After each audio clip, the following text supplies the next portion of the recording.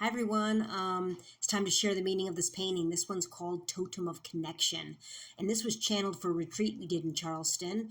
We actually have another retreat coming up October 11th in Tucson. So if you want to join us, check out our website. They're very cool, very powerful, life-changing events. Very cool, fun. Anyways, hope you can join us. Anyways, this painting is about the foundation of our experience at moving forward into these new earth frequencies. Into this new earth, and it represents, like, in order, kind of how to, not in order because everything's cyclical, right, or a circle, not very linear, but they're showing us like the importance, like it begins with the whale, right?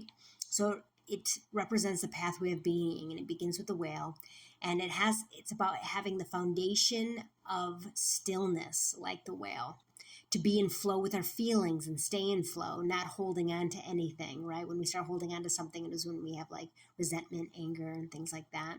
Though those are important and appropriate moments too, which I could talk about in another video. But as you cultivate this, you become aware of your energy. And as you choose love, it begins to nurture the soil for new things. You can see the whale goes into the orange and the yellow ball, and the orange and yellow ball is like our root and our sacral chakra and our power chakra connected. So it's our human experience in the physical form, and experiencing joy, right? And staying in the now. That's that stillness piece. Staying in the now cultivates this, and choosing love, choosing things that bring us joy, and it nurtures the soil, right? As you go into the soil, as we move up the totem, as we choose love, it makes things grow. And our expression of this is following our childhood dreams. And that's what that heron represents. A great old gray heron is dreams, right? So in that dream state, things aren't what they seem, right? So it's also representative of that space. And it's about being weird. Herons are kind of weird. If you've ever seen a baby heron, they're very weird looking, kind of almost like Fraggle Rock kind of puppets. If you've ever seen that show, they kind of have really cool, weird fur on their neck, and they look like weird exotic birds from another planet. So it's about being weird, allowing yourself to be your authentic self, your weirdness, letting that, however you feel and see things, letting that be different if it's different. I mean, it's okay if it's not either, right? But it's about really just letting yourself be you in all of its forms. And in this space, you can see the green and the heron leading up to this tree, and this golden tree is about really seeing the divinity in all living things, right? Seeing it in the rocks and bugs and the air even. Everything is alive and a part of the divine, and really activating that energy by witnessing it. Balancing this with the energy of the crow, and you can see the crow here on top of the heron. And in the crow is black like the void, so there's no thing. And in that no thing space, in our wombs, whether you're male or female, in that no thing space of creation, nothing is as it seems, and it's magical, right?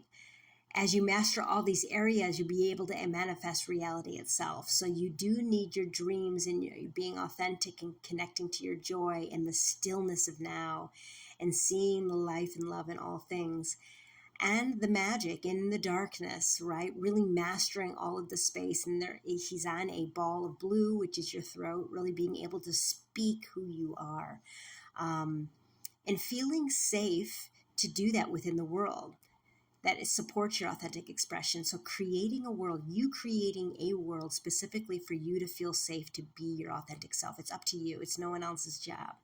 So putting yourself around the right people, putting yourself in the right environments. And if it isn't safe, because sometimes it isn't, knowing that you're safe even within, even if outside of yourself isn't necessarily safe. We cultivate that. That's a person of power, when they can stand amidst chaos or destruction and still feel connected and a sense of who they are.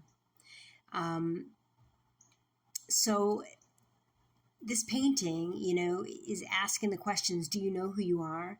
And how do you feel about things, right? Have you really become still with yourself to know? Are you being still? Are you paying attention? Are you listening to your heart? Have you looked at your darkness and understood it and chose love anyways? It's like this is the process of becoming, right? this is a cyclical process. So with the crow begins the whale again and again, right? It keeps going and going. So there's so much power in this painting. This is a watercolor. It's like 24 by 36. It is for sale if you're interested in owning an original. And prints are also available on our shop. So much love to you. And I hope this sparks something within you. Thanks.